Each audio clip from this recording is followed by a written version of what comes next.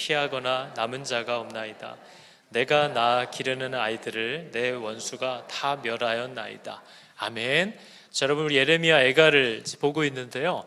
제가 얼마 전에 한 영상을 보니까 이제 루게릭병에 걸린 한 자매, 딸이 이제 그동안은 그래도 건강하고 자기 스스로 밥도 먹고 했는데 이제 점점 근육이 힘을 잃어가기 때문에 나중에는 호흡하는 것도 스스로 이제 기침을 하는 것도 할 수 없는 그런 지경까지 가다가 이제 죽게 되는 그런 참 어려운 병입니다. 근데 그 병에 걸린 딸을 이렇게 보는 어머니가, 딸이 이제 나중에는 점점 심해지니까 목에 가래가 껴서 너무 답답해서 잠을 못 이루는데 그 가래를 할 힘이 없는 거죠.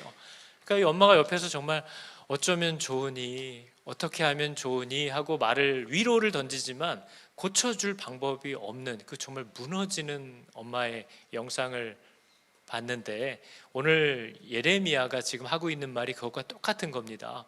너무 울어서 눈이 다 상해버렸고 창자가 끊어지는 아픔을 어쩌면 우리들 중에는 겪어본 분도 아마 있으실 겁니다. 창자가 끊어진 것 같았고 간이 녹아서 땅에 쏟아진 것 같이, 얘를 어떻게 살릴 수 있을까? 누가 너를 고칠 수 있을까? 하면서 고통스러워하는 그 어미의 심정이 정말 예레미야가 보여주고 있는 거죠.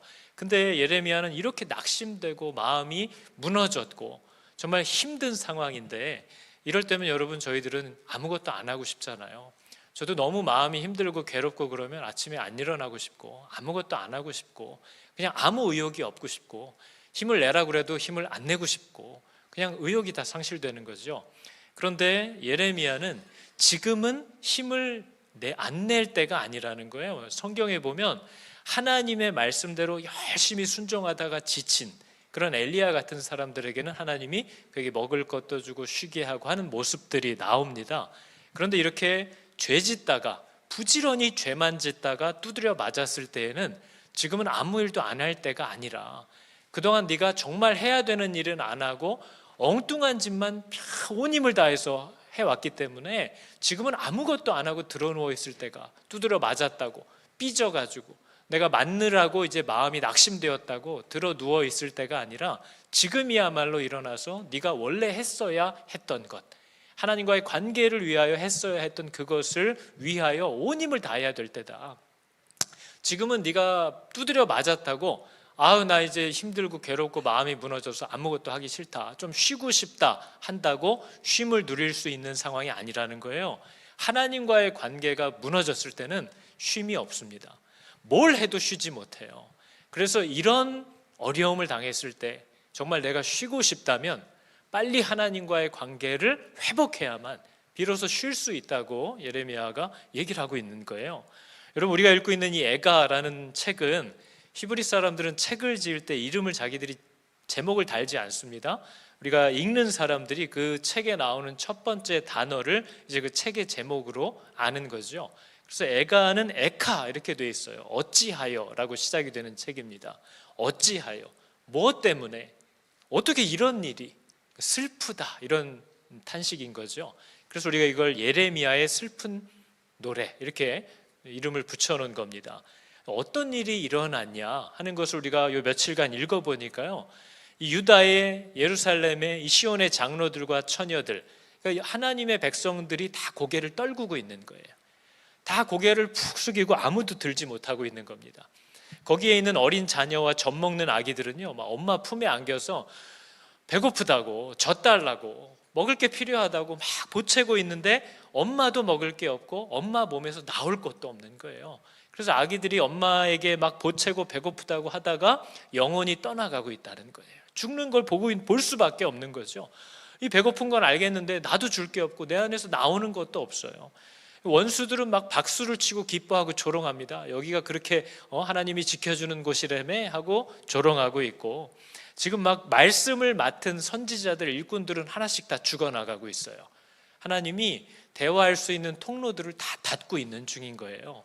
그리고 남녀노소를 막론하고 곳곳에서 사람들이 이렇게 저렇게 이런 모양 저런 모양으로 자빠지고 죽고 있다는 겁니다.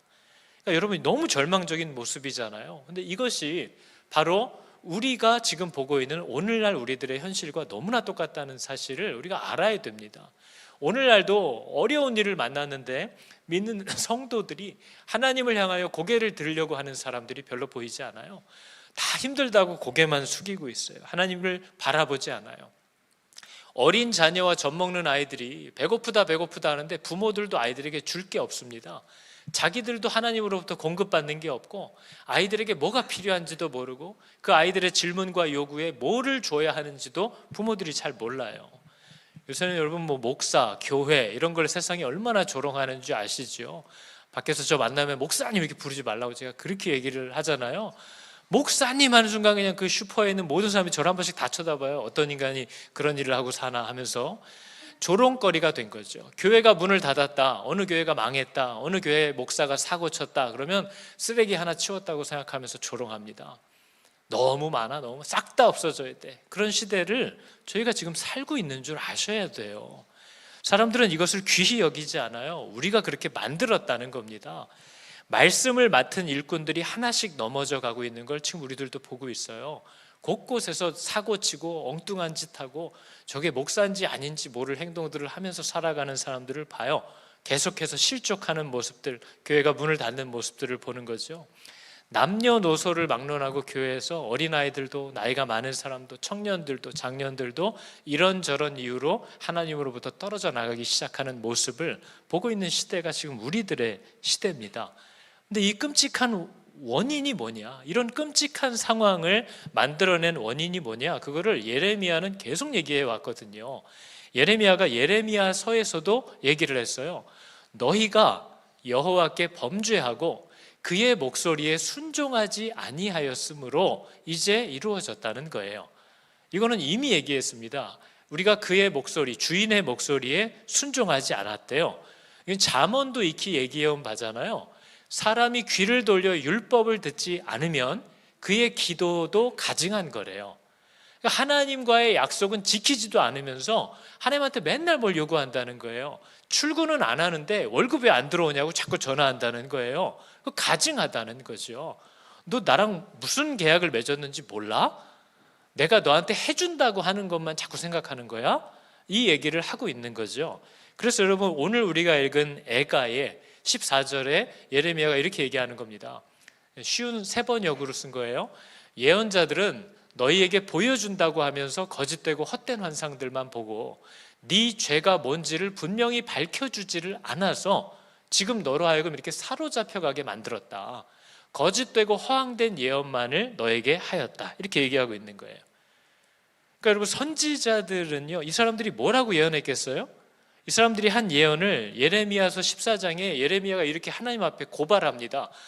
이에 내가 말하되 슬프도소이다 주 여호와여. 이것 좀 보십시오. 선지자들이라고 하는 사람들이 백성들에게 말하기를 지금 하나님과의 계약을 어기고 살아가고 있는데 네가 칼을 보지 아니할 것이겠고 기근은 너희에게 이르지 아니할 것이라 하나님이 이곳에 너희에게 확실한 평강을 주리라 이 얘기만 하고 있다는 거예요. 그래서 지들이 뭘 잘못했는지를 모르고 살다가 오늘날 이 꼴을 당하게 만들었습니다. 그 얘기를 하고 있는 거죠. 선지자들은요, 앞으로 이런 일이 일어날 거야 맞추는 무당들이 아닙니다. 선지자들의 역할은요, 하나님과 맺은 계약을 이 백성들이 어기면 득달같이 달려와서 계약서를 펼쳐들고 무슨 내용이었는지를 리뷰해 주는 사람들이 선지자들이에요. 너 이렇게 하기로 했는데 지금 뭐 하고 있는 거냐라는 걸 짚어주는 하나님의 목소리들이에요. 그게 선지자들이 하는 일이에요. 그 사람이 지금 하고 있는 일, 서 있는 자리, 그 일으키고 있는 상황들을 보면서 너 하나님과 맺은 것과 하나님하고 약속한 것과 다른 곳에 와 있다라는 것을 가르쳐주는 사람들이 선지자들의 역할이에요. 그러니까 여러분 오늘날 교회, 우리가 생각하는 목회자의 설교라는 건 어떤 역할입니까? 가뜩이나 안 그래도 이민생활 퍽퍽하고 힘든데 좀 위로가 되는 말, 좀 소망이 생기는 말, 내 영혼의 닭고기 스프 이런 거 같은 거 이렇게 읽어줘서 왔다 가면 좀 뭔가 마음이 좀 노곤노곤해지는 것 같다, 이런 거 들으러 오는 것이 설교입니까? 하나님이 우리에게 뭘 얘기하셨는지를 기억나게 하고 하나님과 우리와의 맺은 약속이 무엇인지를 분명히 계속 리마인드 해줘서 성령께서 그 계약서 위에 각 사람에게 말씀하시고자 하는 하나님의 음성을 생각나게 하고 발견하게 하시는 그래서 잘못된 자리에서 돌이키게 하고 나아가야 할 자리로 나아가게끔 도우시는 하나님의 은혜의 손길이 말씀이에요. 그러니까 우리는 하나님과 맺은 계약, 하나님과 나와 맺었던 계약 관계 속에서 내가 잘 가고 있는지, 어디까지 흘러내려왔는지를 계속해서 짚어주시는 하나님의 보호함 아래에 있는 것이 바로 이런 예배의 자리입니다. 말씀의 역할이에요. 그러니까 여러분, 우리가 얘기하는 기독교라는 것, 십자가의 종교, 기독교가 뭐냐? 우리가 원하는 것을 이루기 위한 수단으로서의 종교인가? 여러분 생각해 보셔야 돼요. 저는 교회 안에서 되게 많이 봤거든요. 간절히 기도했는데 안 들어주신다 이거예요. 그러면 이제 화가 나는 거죠. 그렇다면 그 사람이 생각하는 종교라는 것, 기독교라는 건 내가 원하는 것을 이루어 주시는 누군가를 붙잡기 위한 수단인 거냐? 근데 성경이 그렇게 하나님이 책망하고 분노했던 우상 숭배라는 그 행위가 있습니다. 제일 싫어하시는 거죠. 근데 그 우상 숭배의 뜻이 뭐냐면 내가 원하는 것을 이루어 줄 무언가, 누군가를 찾는 거예요. 하나님이 해준다 그러면 하나님한테도 가는 거죠. 근데 하나님이 그걸 안 들어줘. 그리고 왠지 이거는 내가 보니까 하나님 스타일이 이거는 구해도 안 들어줄 것 같아. 그러면 다른 사람, 다른 곳을 찾는 거예요. 그게 이스라엘 백성들이 해왔던 일이에요. 여러분, 우리 오늘날 그리스도인이라고 부르는 사람들은 하나님을 어떻게 이해하고 있는 거예요? 신앙생활 왜 하는 거예요? 내가 원하는 것을 이루어줄 수단이에요? 성경이 말하는 하나님을 믿는다라는 건 어떤 거냐면요, 그분이 인도하는 대로 가야겠다라는 거예요. 그분이 내게 주시려는 것을 받기로 했다는 거예요. 왜요? 이런 결정을 어떻게 하게 됐어요? 아니, 그분이 어떤 분인 줄 알고, 그분이 날 어디로 이끌 줄 알고, 그분이 나에게 준다는 게 좋은 건지 나쁜 건지 어떻게 알고 그걸 이해가 안 돼도 받기로 하셨어요? 하나님이 좋은 아버지인 줄을 알았어요. 하나님이 나보다 나를 더 잘하시는 분인 줄을 알게 됐어요. 하나님이 나를 끔찍이 사랑하시는 줄을 십자가로 알게 됐어요. 그래서 그분이 언제나 나에게 제일 좋은 것을 주시려는 분이라는 사실을 진짜 알게 된 거예요. 그러면 이 사람은 그분이 주려는 걸 받으려고 해요. 왜냐하면 나보다 그분이 내가 뭘 좋아할지를 더 잘 아시는 분이에요. 그분이 내게 어떤 게 정말 필요한지를 나보다 더 잘 아시는 분이에요. 그게 믿어졌을 때 우리의 신앙이라는 것은 그분이 주려는 것이면 내가 받아야겠다라는 결론에 도착하게 된다는 겁니다. 그게 성경이 말하는, 기독교가 말하는 신앙이라는 거예요. 난 예수를 믿어요 라는 건 그분이 인도하시는 대로 가는 게 나에게 제일 유익이고, 그분이 내게 주시겠다는 것을 내가 받아야만 복이다, 결국은 내가 그걸 좋아하게 될 거다라는 것을 발견했다는 뜻입니다.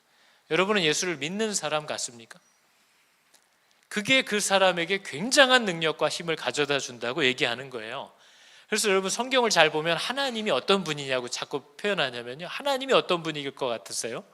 하나님이 어떤 분이냐면요, 하나님은 간절함이 있어요. 하나님은 당신이 우리에게 정말 주고 싶어 하는 걸 우리가 꼭 받았으면 좋겠다고 생각하시는 분이에요. 부모들 다 똑같잖아요. 부모들도 부모들의 문제는 가끔 틀려서 문제죠. 부모들은 틀려요. 부모들은 또 잘 몰라요. 그래서 진짜 이게 내 아이에게 좋은지 안 좋은지 나도 사실 잘 몰라요. 그런 난처함이 있지만 그래도 중심은 똑같아요. 좋은 걸 주려고 하는 거예요. 야, 이 날씨에 옷을 그렇게 입으면 어떡하니? 이렇게 뭐 패션으로 논쟁하자는 게 아니잖아요. 그 아이가 너무 추울 텐데, 너무 더울 텐데, 저 배탈 날 텐데, 이런 것들을 걱정해서 얘기하는 거예요. 근데 하나님은 틀리지 않아요. 하나님은 야, 그건 네 말이 맞네 이렇게 생각하시는 분이 아니에요. 하나님은 언제나 뭐가 우리에게 진짜 좋은지를 바르게 하시는 분이에요. 그래서 그분은 그걸 주려고 하신다는 거죠. 그래서 여러분, 하나님은 우리와의 관계를 원하시되 우리에게 바라시는 게 있어요. 간절히 바라시는 게 있어요. 언제나 내가 너에게 주려는 게 가장 최선의 것, 가장 최고의 것이라는 걸 그분은 아시기 때문에 우리의 그 성질을 아시죠. 그래서 하나님은 우리에게 오셔서 내가 너에게 주려는 게 진짜 좋은 거라는 걸 네가 믿었으면 좋겠다, 그리고 네가 이걸 받았으면 좋겠다, 늘 우리에게 얘기하시는 하나님이에요. 그래서 신앙이라는 건 그분이 주려는 거를 당연히 난 그거 받아야지, 내가 잘 이해는 안 되고 진짜 이게 나한테 어떻게 좋을 수가 있지? 지금 나도 잘 모르겠으나 나는 이미 그분이 어떤 분인지를 알게 되었기 때문에 그분이 주려는 것을 나는 받을 거야 라는 결론에 도착하게 된 것, 그게 우리가 얘기하는 믿음이라는 거예요. 그게 예수를 믿는다는 거예요. 그래서 여러분, 우리가 사무엘서에 보면요, 사울이 그렇게 하나님의 명령을 들으면 순종을 안 하는 거잖아요. 왜 순종을 안 했겠어요? 사울이 하나님이 명령하신 것보다 지금 이 상황에서는 이렇게 하는 게 더 나한테 유익하다고 자꾸 생각이 되는 거예요. 그래서 자기 뜻대로 자꾸 거역한 거죠. 그랬더니 사무엘 선지자가 달려와서 뭐라고 합니까? 사무엘이 말하기를 여호와께서 새 번제와 다른 제사 드리는 것을 그의 목소리 청종하는 것 좋아하심 같이 좋아하시겠나이까? 순종이 제사보다 낫고 듣는 것이 숫 양의 기름보다 낫습니다. 뭐 다 아시는 말이잖아요. 이게 무슨 뜻이에요? 하나님의 목소리 청종하시는 것을 제일 좋아한대요. 그게 뭐냐면 하나님이 하라고 하는 거, 하나님이 주려고 하는 걸 받는 걸 제일 좋아하신다는 거예요. 네가 드리는 번제, 네가 뭔가를 결정해서 나에게 하려고 하는 그것들보다 내가 너에게 이렇게 하는 게 좋아라고 준 그것이 제일 좋은 거라는 거예요. 그래서 순종이 하나님이 주려는 것을 받는 것이 네가 나에게 하려는 제사보다 낫다는 거예요. 근데 이걸 믿으면 사람은 이제 하나님의 말씀대로 때로 이해가 안 되고 때로 불편하고 때로 자존심이 좀 상하지만 이게 결국은 나와 내 자녀들에게 생명이고 복이야 라는 걸 믿기 때문에 그 길을 꾸역꾸역 가는 힘이 거기서 나온다는 거예요. 그러나 그게 믿어지지 않을 때 우리는 그분에게 순종하지 못한다는 거죠. 그래서 사울이 저 책망을 받고 여러분 뭐라고 했습니까? 사울이 저 책망을 받더니요, 사울이 사무엘에게 이르되 내가 범죄하였나이다. 뭔가 좀 알아들은 것 같죠? 내가 여호와의 명령과 당신의 말씀을 어긴 이유는 내가 사람을 두려워하여서, 이 백성들을 두려워하여서 하나님의 당신의 말보다 그들의 말을 더 청종하였기 때문이다. 알아들은 줄 알았어요. 근데 알아들은 게 아니더라고요. 뭐라고 합니까? 사울이 이르되 내가 범죄하였을지라도, 잘못한 건 맞지만 이제 부탁이 하나 있습니다. 왜냐하면 내가 잘못했고 뭐 하나님이 날 이제 버렸고 뭐 이렇게 얘기를 하셨는데도 내 백성의 장로들 앞과 이스라엘 앞에서 나를 높여달래요. 나와 함께 돌아가서 당신의 하나님 여호와께 나랑 함께 예배 드리자는 거예요. 누구 앞에서요? 사람들 앞에서. 그래서 하나님이 허락했나 봐요. 이에 사무엘이 돌이켜 사울을 따라가매 사울이 여호와께 경배하니라. 하나님이 허락한 건가? 봐주신 건가? 했더니 그 다음 구절이 뭐라고 얘기합니까? 사무엘이 죽는 날까지 사울을 다시 가서 보지 아니하였으니 이는 그가 사울을 위하여 슬퍼함이었고, 왜 슬퍼했어요? 하나님이 버렸거든요. 여호와께서는 사울을 이스라엘 왕으로 삼으신 것을 후회하셨더라. 그러니까 이 사람은 하나님이 주시는 게 복이라고 생각 안 해요. 사람들 앞에서 이런 모습을 내가 보이는 것이 나한테 더 유익하다. 그게 그 사람의 믿음이었어요. 그러니까 순종하기가 어려운 거죠. 순종을 할 수가 없는 거예요. 그래서 여러분, 교회라는 곳, 교회라고 부르는 사람들은 어떤 사람이냐라고 누군가가 묻는다면요, 교회가 뭐냐, 예수 믿는 사람들은 도대체 뭐 하는 사람들이냐 묻는다면, 교회는요 언제나 어떤 일을 만나든 어떤 결정을 하게 되든 하나님이, 말씀이 뭐라고 이야기하시는가가 기준이 되는 곳이에요. 왜냐하면 교회는 예수 그리스도의 몸이거든요. 몸은 머리의 뜻을 이루는 곳이에요. 몸은 머리의 뜻을 따라 움직이는 곳을 말하는 거예요. 그래서 교회가 예수의 몸이라는 건 무슨 일을 하든지 머리가 뭐라고 이야기하시는가, 그게 이 교회의 언제나 기준이 되는 거예요. 교회는 사람들이 어떻게 느끼고 있는지, 사람들이 어떻게 생각하는지, 사람들이 뭐라고 말하는지, 사람들이 뭘 원하는지를 살펴서 다수결로 정하는 것이 아닙니다. 그 교회가 뭔지를 모르는 거예요. 교회는 머리의 뜻에 주목하는 곳이에요. 왜냐하면 그 머리의 몸이기 때문에. 그래서 교회는 언제나 말씀이 우리에게 뭘 얘기하시는가. 그래서 목사인 저는 사람들을 세우고 사람들을 키울 때에 이걸 주목해야 되는 겁니다. 무슨 일을 교회가 하려고 할 때 어떤 사람이 이것이 마땅히 하나님이 명하시는 것인지 아닌지를 살피려고 하는 사람인지, 또는 어떤 사람이 그 하나님의 뜻을 살피려고 하기보다 사람들이 어떻게 느끼고 어떻게 말하는지 여론에 민감하게 반응하는 자인지를 저는 살펴야 되는 거예요. 왜냐하면 그리스도의 일꾼들을 세워야 되니까요. 교회는 말씀이 뭐라고 이야기하시는가? 하나님이 하라고 하셨으면 하는 거예요. 할 수 있느냐 없느냐는 하나님이 정하시는 거예요.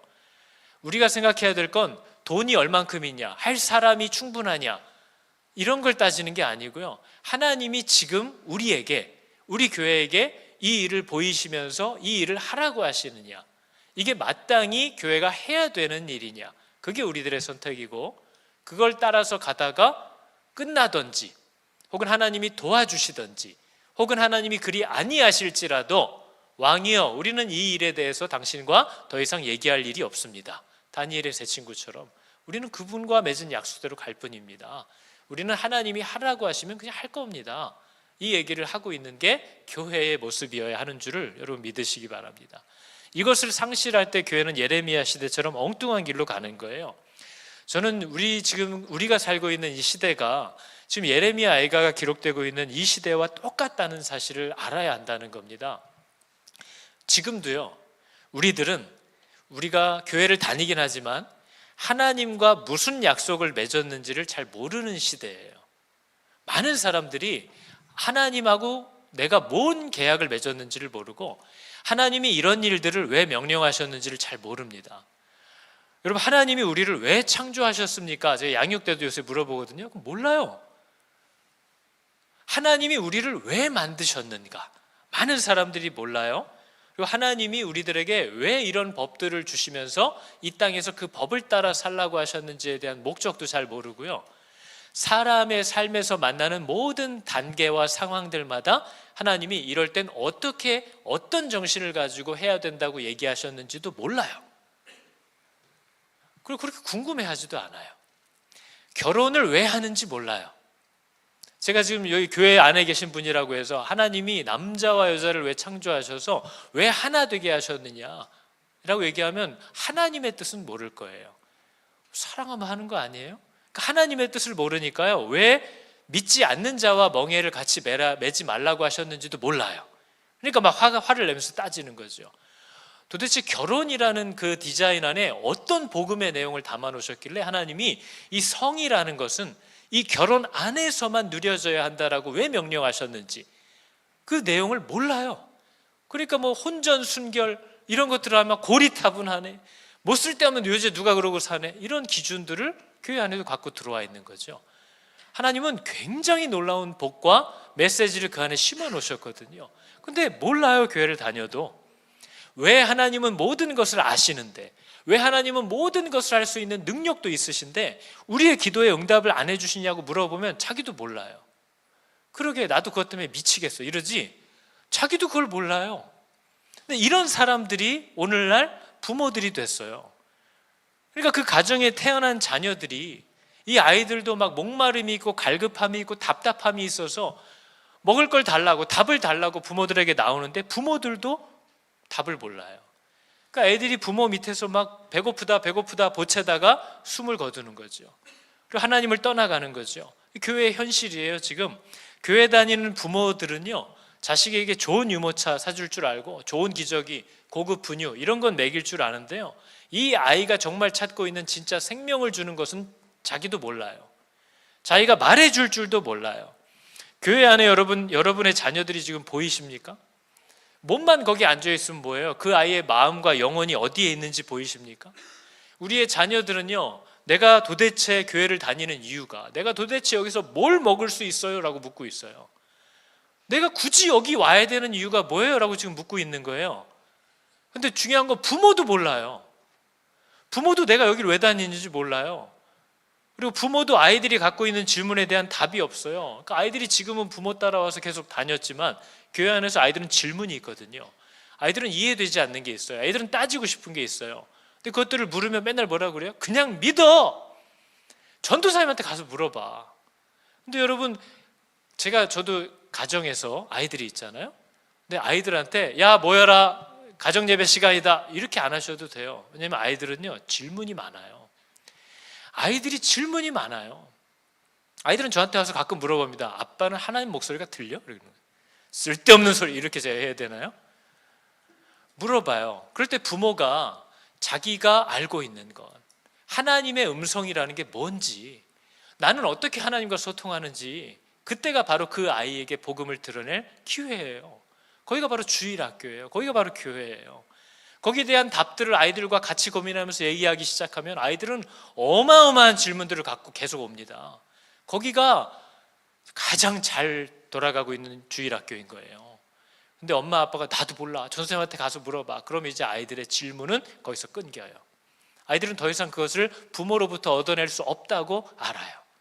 그래서 거기서 문이 닫히는 거예요. 여러분, 저는 안 믿는 가정에서 오래 살았다고 했잖아요. 저는 믿음이 없이 교회를 오래 다녀봤어요. 안 믿어지니까요. 뭐 시키는 걸 해봤는데 믿음이 안 생기는 걸 어쩌란 말입니까? 그런데 제가 교회를 안 믿는 사람으로서 다녀보니까 뭐가 제일 화가 나냐면요, 저 사람들이 나한테 뭔가를 가르치려고 하는데 자기들도 뭘 믿는 건지 몰라요. 물어보면 자기도 몰라요. 근데 나한테 뭘 자꾸 가르쳐 주려고 하는 게 너무 꼴보기 싫은 거예요. 자기들도 자기가 믿는 것을 가장 귀하게 여기지 않아요. 자기들도 하나님을 삶의 제일 우선순위로 놓고 그분 중심으로 살려고 하는 그런 열심도 없어요. 근데 나를 자꾸 전도하려고 하는 게 역겨운 거예요. 자기도 별로 그걸 누리주고 있는 것 같지도 않은데, 자기도 하나님이 왜 좋은지를 모르는데, 자기도 삶에서 하나님을 우선순위로 놓고 안 살아가는 게 뻔히 보이는데 우리 교회 가재요. 너무 싫은 거예요. 뭐 좀 좋아 보여야 왜 그럴까, 뭐가 좋을까 이렇게라도 생각해 보는데 자기도 뭐가 좋은 줄 몰라요. 그러니까 여러분, 지금 아이들은 내가 교회에서 도대체 뭘 얻을 수 있냐 이거를 물어보고 있는데 갈급해하고 기진해하고 혼란스러워하고 분노하고 있는데, 그런 아이들을 끌어안고 부모가 어쩔 줄 몰라서 발만 동동 구르고 야, 너 좀 전도사님, 목사님 뭐 좀 해줘요 이러고 있지, 그 갈급해하는 아이의 입에 넣어줄 어떤 하늘의 양식도 기름진 삶도 부모들이 안 갖고 있다는 거예요. 그게 지금 예레미야 애가가 보여주고 있는 모습이에요. 부모가 아이를 안고 발은 동동 구르는데 먹여줄 게 없어서 애들의 영혼이 떠나는 걸 보고 있는 거예요. 그게 지금 우리가 만난 현실과 하나도 다르지 않은 거죠. 교회라고 하는 곳에 예수 믿는 성도라고 스스로를 말하는 교우들의 가정 안에 생명의 양식이 없어요. 그 안에 하나님을 아는 지식이 없어요. 누군가 아이들이 부모에게 뭔가를 물어도 대답해 줄 지식이 없어요. 더 나아가 그 부모들이 교회는 다니는 것 같은데 예수를 믿기 때문에 막 너무 기쁘다라고 하는 그 기쁨의 생명이 부모들에게도 별로 안 보여요. 교회만 갔다 오면 싸워요. 교회만 갔다 오면 어떤 집사 욕하느라고 아주 밥 먹는데 대화도 안 돼요. 교회 갈 때마다 스트레스 받아요. 오늘도 그 인간을 봐야 돼? 부부들이, 저도 아이들 키워보니까요, 아이들이 갓난아기 때 뒤에 하도 싣고 다니잖아요. 그러면 할 얘기 안 할 얘기 다 해도 돼요. 애들이 못 알아들으니까. 근데 아이들이 잘한다는 걸 자꾸 까먹어요. 그래서 애들은 뭐 딴 거 하고 있겠지 하고 얘기하다 보면 갑자기 뒤에서 걔 누군데? 이렇게 물어봐요. 화들짝 놀라는 거죠. 화들짝 놀라는 거죠. 누군데? 왜? 그리고 지나가다 어떤 사람 보면 저분이야? 이렇게 물어봐요. 듣고 있는 거예요. 아이들은 다 보고 있어요. 근데 부모들이 예수를 믿는 것, 공동체에서 하나님을 함께 섬기는 것을 통해서 이 부모가 기쁨을 느끼고 회복을 누리고 자유를 느끼고 있는지, 감사가 막 나타나고 있는지, 아니면 교회는 다니는데 맨날 싸우고 있고 화내고 있고 분노하고 있고 막 이러고 있는지 아이들은 보고 있거든요. 근데 부모들도 그 기쁨을 누리지 못하는데 교회 다니래요. 저는 안 다닐 것 같아요. 그걸 가지고 있지 않은 세대가 지금 우리들의 세대래요. 바로 이때에 우리들이 뭘 해야 되는지를 오늘 예레미야가 얘기하고 있는 겁니다. 지금이 뭘 해야 되는 때냐? 지금은 우리 평생의 하나님과의 관계를 회복하려고 싸운 적이 없기 때문에 그냥 마냥 어쩌다가 일이 이렇게 다 틀어졌을까? 어쩌다가 우리 가족은 다 교회를 뿔뿔이 다니고 그나마 자식들은 나가지도 않고 있을까? 어쩌다가 교회를 40년, 50년을 다니는데 내 안에는 예배 드리러 올 때 기쁨이 없을까? 어쩌면 이렇게 찬양을 하는데 아무 감흥이 없고 기도를 하는데 입술도 열리지 않을까? 어떻게 예배를 나와서 사람들 안녕하세요, 안녕하세요 하는데 예배 동안 내내 말씀이 하나도 귀에 안 들어올까? 난 신앙생활을 도대체 왜 하는지를 모르겠는 거죠. 왜 내가 여기를 다니고 있는지를 자기도 모르겠는 거예요. 마음이 지쳐요. 낙심돼요. 내가 계속 이렇게 살아야 되나? 그냥 아예 떠나볼까? 딴 걸 해볼까? 좀 쉬어볼까? 여행을 떠나볼까? 근데 오늘 예레미야가 얘기하는 게 뭐예요? 하나님과의 관계가 깨져서 오는 고단함은요, 하나님과의 관계를 회복하는 데에서만 쉼을 되찾지 다른 방법으로 쉬지 못한다는 거예요. 하나님과의 관계가 깨진 사람의 삶에는 더 이상 쉼이 없어요. 어떻게 해도 쉼이 없어요. 그래서 지금은 스스로 쉴 때가 아니라는 거예요. 예레미야가 지금은 피곤하더라도 더 벌쩍 일어나서 눈물을 강물처럼 흘리면서 주를 향하여 손을 높이 들어야 될 때다. 원래 했어야 되는 하나님과의 사귐과 그 관계의 회복을 위해서 할 수 있는 모든 거를 해야 되는 때지, 지금 죄 짓다가 하나님 앞에 두드려 맞고 가족도 풍비박산나고 내 마음도 무너지고 여러 가지로 여러 상황이 여의치 않고 힘들다고 그냥 이렇게 들어놓아서 좀 쉬어야겠다 할 때가 아니라는 거예요. 지금은 그렇게 해서 회복되는 때가 아니야. 지금은 하나님을 향하여 손을 높이 들어야 될 때야. 이 얘기를 예레미야가 지금 하고 있는 거죠. 우리가 지금 예레미야에서 애가를 보니까 여호와의 진노의 날이 다가왔잖아요. 저희가 말로만 듣던 그 날이 닥친 날을 지금 보고 있는 거예요. 진노의 날이 다가오기 전까지는요, 백성들이 여유만만했고요, 하나님이 절절맸어요. 하나님이 계속 우셨어요.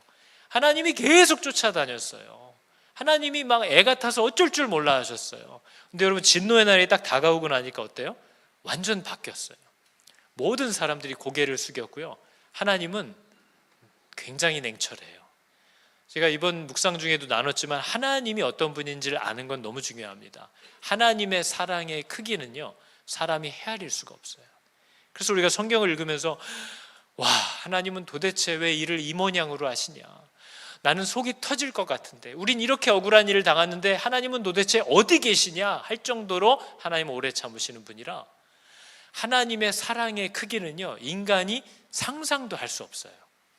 근데 또 하나의 하나님에 대한 진리가 뭐냐면요, 하나님의 진노는요, 인간의 머리로 상상도 할 수 없어요. 하나님이 일단 진노를 시작하시면요, 우리 생각으로는 알 수도 없어요.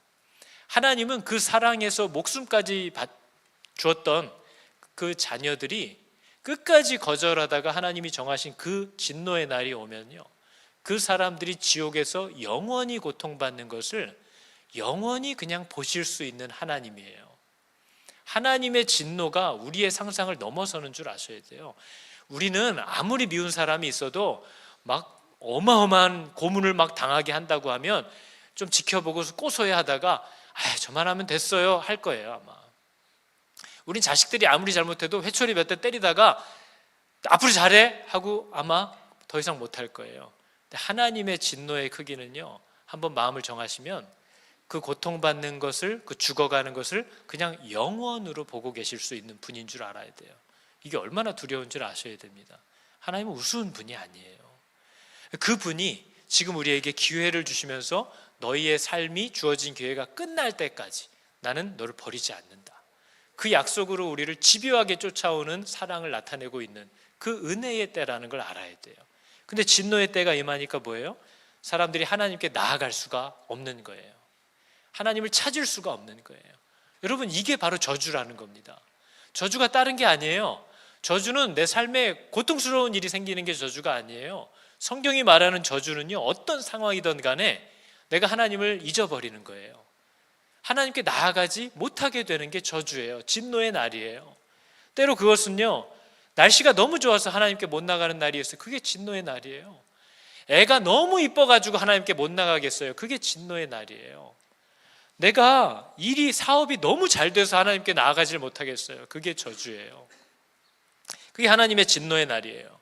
예배를 드려도 아무것도 안 들리고, 찬양을 불러도 감동이 없고, 기도를 해도 입이 열리지 않고 무슨 말을 해야 될지 모르는 그 상황을 만나고 계시다면 그게 이미 내가 여호와의 진노 가운데 있다는 줄을 아셔야 돼요. 버려진 자와 같다는 거죠. 지금은 주를 향하여 손을 높이 들고 하나님과의 관계를 회복해야만 하는 때입니다. 그래야만 쉼을 얻을 수 있어요. 우리의 마음은 거기에서 쉼을 누립니다. 지금은 들어 누워서 넋놓고 있을 때가 아니에요. 그래서 예레미야가 아까도 뭐라고 얘기해요? 너는 밤낮으로 눈물을 흘리래요. 그죠? 너는 밤낮으로 눈물을 강물처럼 흘리래요. 스스로 쉬지 말고 네 눈동자를 아무튼 쉬게 하지 말래요. 또 뭐라고 얘기합니까? 너는 초저녁부터 일어나서 부르짖으래요. 초저녁에 들어누워가지고 유튜브 보고 있다가 얼굴에 핸드폰 두세 번 떨어뜨리고 자지 말고 일어나서 주를 찾으래요. 주를 향하여 손을 높이 들라는 게 뭐예요? 그분을 찾는다는 거고요. 그분을 의지하겠다는 거고, 그분만 구하겠다는 거예요. 그분의 도움만을 받겠다는 거예요. 그게 하나님이 우리에게 받으시는 예배입니다. 그분만 나를 도우실 수 있다라고 고백하는 거예요. 그게 하나님을 영화롭게 하는 거예요. 그게 하나님이 원하시는 예배예요. 제사, 번제 이런 거 아니에요. 돈 많이 벌어서 뭐 어떤 일 해드리는 거, 그거 하나님이 원하시는 거 아니에요. 이 땅의 모든 것이 원래 내 것이미로다. 기껏 과자 사줬더니 과자 하나 들고 와서 아빠도 하나 먹어 하면서 생색내려고 그래. 원래 내 거야. 하나님이 원하는 건 뭐예요? 아빠 너무 맛있어요. 너무 감사해요. 그게 하나님을 영화롭게 하는 거예요. 그러니까 예배는 누구나 드릴 수 있는 거죠. 우리가 잘 아는 시편이 이렇게 얘기하는 겁니다. 환난 날에 나를 부르라. 내가 너를 건지리니 그게 나를 영화롭게 하는 거예요. 하나님이 우리더러 뭘 해달라고 하시는 분입니까? 하나님이 뭐가 필요한 분입니까? 하나님이 결핍이 있는 분입니까? 하나님의 나라를 확장해야 되는데 땅을 좀 살 돈이 필요하신 분이에요? 우리들의 능력이 필요한 분입니까? 우리들의 능력과 은사와 생명도 그분이 주신 거예요. 그분이 원하시면 그분이 알아서 쓰실 수 있어요. 그분이 우리를 필요로 하나요? 그러지 않아요. 근데 왜 우리를 만드신 거예요? 하나님이 받는 영광이 뭐예요? 우리가 하나님이 필요하다는 거예요. 하나님만 우리를 채우실 수 있다는 것을 기뻐하는 거예요. 그게 부모를 영화롭게 하는 거예요. 이건 부모들이 다 아는 거잖아요. 내가 사랑하는 사람의 그 사람이 자기의 원하는 것과 필요를 나를 만나면 막 채워. 나만 보면 그 사람이 좋대. 그게 나를 영화롭게 하는 거잖아요. 내 아이의 필요를 내가 채워주고 원하는 걸 사줄 수 있어요. 그게 나를 영화롭게 해요. 얼마 전에 안정환 씨 축구선수 인터뷰한 걸 보니까 어렸을 때 너무 가난하게 살아가지고요. 한 번도 원하는 걸 마음대로 사본 적이 없대요. 안정환 축구선수는. 근데 자기가 지금 뭐가 제일 좋냐면 자기가 이제 돈을 많이 버니까 내 아내와 내 아이들이 먹고 싶은 거 사고 싶은 거를 내가 벌어온 걸로 사는 걸 보면 좋아 죽겠대요. 기분이 제일 좋대요. 그게 바로 하나님이 얘기하시는 그분이 받는 영화라는 거예요. 환난 날에 나를 불러라. 다른 거 부르지 말고 나를 부르라는 거예요. 그러면 내가 너를 건져줄 테니 그게 나의 영광이다. 그게 나의 기쁨이다 얘기하시는 거예요. 그러니까 여러분, 예배는 어떤 사람이 드릴 수 있는 거예요? 저희들은 다 드릴 수 있는 거예요. 왜냐하면 우리는 늘 그분이 필요하니까. 우리는 누군가가 필요하거든요. 우리는 도움이 필요하거든요. 근데 하나님만 빼고 다 찾아다니잖아요. 하나님한테는 손을 내밀지 않잖아요. 그러니까 그 대상을 바꾸라는 거예요. 그게 나를 영화롭게 한다고 얘기하는 거죠. 여러분, 우리가 오늘 할 찬양이 이겁니다. 두 손 들고 찬양합니다. 이 찬양이 뭐예요? 하나님, 손을 든다는 건요, 항복하겠다는 거고요. 손을 든다는 건요, 하나님이 나를 도와주셨으면 좋겠습니다 라고 부탁하는 거예요. 여러분, 언제 하나님의 도움을 구해보셨습니까? 최근에 하나님의 도움을 구해본 게 뭐예요? 내 마음대로 어차피 할 건데 그냥 형식상 하나님한테도 기도 하나 던져놓는 거 말고 진짜 하나님만이 이걸 해결할 수 있어요 라고 그분을 부르는 일이 뭐가 있습니까? 다 내가 알아서 하고 있지. 두 손 들고 찬양한대요. 누구한테요? 다시 오실 왕이 있거든요. 나의 하나님 여호와께 오직 주만이 나를 다스릴 수 있다 라는 이 고백이 하나님을 영화롭게 합니다. 하나님만이 나를 채울 수 있잖아요. 그게 하나님을 영화롭게 한대요. 나 주님만을 섬기리. 헛된 마음 버리고 성령이여 내 영혼 충만하게 하소서. 주님 앞에 내 생명 드리리라. 이것이 지금 예레미야 예가에서 우리들에게 권면하고 있는 겁니다. 다른 거 의지하지 말고 다시 오실 왕 너의 하나님께 하나님만이 나를 다스려 주셔야 됩니다. 나도 주님만을 따르겠습니다. 헛된 마음은 다 버리겠습니다. 성령님, 나를 충만하게, 나를 쉬게 해주십시오. 주님 앞에 내 생명을 드립니다. 이 말이 뭐예요? 순종하겠다는 거잖아요. 더 이상 내 의견, 내 의지로 고집부리지 않고 하나님이 인도하시는 대로 가겠습니다 라고 고백하고 있는 거예요. 여러분, 시간 위 찬양하면서 나와 하나님과의 관계가 회복되어야 하는구나, 하나님 앞에 고백하고 주여 외치고 우리 뜨겁게 기도할 거예요. 하나님, 내 아이들을 살려주십시오. 하나님, 나를 살려주십시오. 내가 하나님을 도대체 왜 믿고 사는지를 나도 알게 해주시고, 내가 그것을 정말 기뻐하는 사람인 줄을 모두가 알게 해주십시오. 그 쉼과 기쁨을 누리게 해주십시오. 기도할 때 목이 터지도록 기도하시고 눈이 뽑히도록 우시기 바랍니다. 우리 함께 찬양하겠습니다. 두 손 들고 찬양합니다. 누구에게요? 여호와께. 두 손 들고 찬양합니다. 두 손 들고 찬양합니다. 다시 오실 왕 여호와께 오직 주만이 나를 다시 한번 합니다. 두 손 다 들고 찬양하겠습니다. 두 손 들고 주님 찬양합니다. 두 손 들고 찬양합니다. 다시 오실 왕 여호와께 주만이 오직 주만이 나를 다스리네. 나 주님만을 섬기리. 나 주님만을 섬기리. 헛된 마음 버리고 성령이여 성령이여 내 영혼 충만하게 하소서. 주님 앞에 주님 앞에 내 생명 처음부터 다시 찬양합니다. 그 자리에서 다 두 손을 높이 드시기 바랍니다. 주님, 나를 도와주소서. 두 손 들고 찬양합니다. 찬양합니다. 다시 오실 왕 여호와께 오직 주만이 나를 다스리네.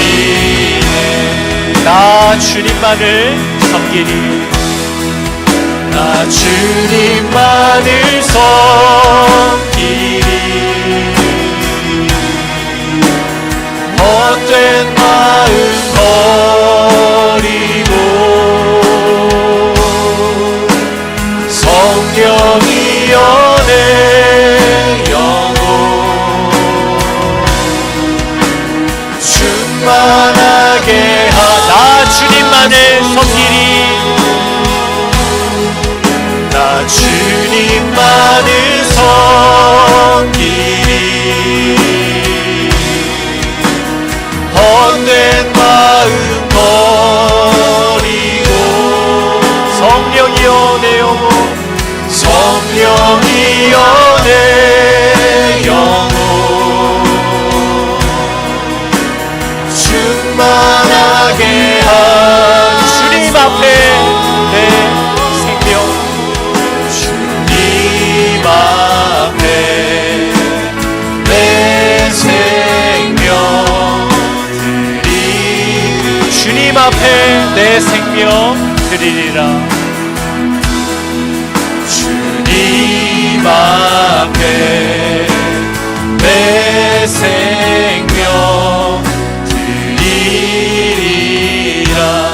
우리 시간 기도할 때 하나님, 이 백성이 하나님을 아는 지식이 없어서 망한다고 한 얘기를 듣고도 여전히 나도 하나님을 모릅니다. 나도 예수를 믿고 하나님을 믿고 따라가면서 만나는 모든 상황과 문제들 가운데 도대체 이것이 왜 이렇게 하나님이 하시는지 나조차도 답을 갖지 못하고 내가 아이들을 낳아 키우려니 하나님 아이들에게 생명을 전해줄 수가 없습니다. 때로 말은 못할지라도 내가 하나님을 얼마나 사랑하게 되었는지에 대한 그 기쁨을 아버지 나조차도 누리고 있지 못하니 아버지 저들을 데리고 올 능력도 없습니다. 하나님, 내게 하나님을 아는 지식을 풍성히 넣어주시고 하나님을 사랑하게 하시는 성령의 구원의 역사가 내 안에 풍성히 부어지게 하여 주사 하나님, 내 아이들에게 먹일 것들을 찾아낼 수 있고 내 아이들에게 먹을 것을 내가 직접 물려줄 수 있는 생명이 있는 부모들이 되게 하여 달라고 이 시간 주여 한번 크게 외치고 함께 기도하며 나아가도록 하겠습니다. 주여! 하나님, 우리의 메마름과 우리 하나님을 아는 지식도 없고 하나님을 기뻐하는 마음도 없는 죽어버린 신앙생활과 죽어버린 종교생활 안에서 아버지 나조차도 내가 왜 이 길을 가야 하는지 발견하지 못한 하나님, 정말 허물뿐인 아버지 형식뿐인 아버지 나의 신앙생활 가운데 벗어나게 하여 주시옵소서. 하나님이 어떻게 우리들을 살리시고 하나님이 어떻게 나를 만족해 하시며 하나님이 어떻게 나를 충만하게 하시는지 하나님, 우리로 맛보아하는 자들이 되게 하여 주셔서 하나님, 내 가정에 태어난 우리의 아이들이 내가 무엇을 즐거워하는지 내가 무엇을 기뻐하는지 내가 무엇을 감사하며 사는지 아버지 저 아이들이 그 일의 증인이 되게 하여 주시옵소서. 하나님, 우리 아이들이 가지고 나오는 많은 질문들과 하나님을 모르는 자들의 의문과 질문과 공격 속에서 아버지 하나님을 아는 지식과 나의 자랑할 만한 하나님을 아버지 내가 먼저 누리고 알아가는 아버지 복된 성도들과 인생들이 다 되기를 원하오니 하나님, 나를 하나님을 아는 지식으로 구욕케 하여 주시고 하나님을 향한 뜨거운 사랑으로 충만케 하여 주사 진실로 하나님이 우리를 살리시는 줄을 알게 하여 주시옵소서. 하나님이 우리를 회복시키시는 줄을 알게 하여 주시고 나의 쉼과 나의 도움과 나의 은혜가 아버지 오직 하나님과의 관계를 회복하는 것에서만 가능한 줄을 저희로 발견케 하여 주시옵소서.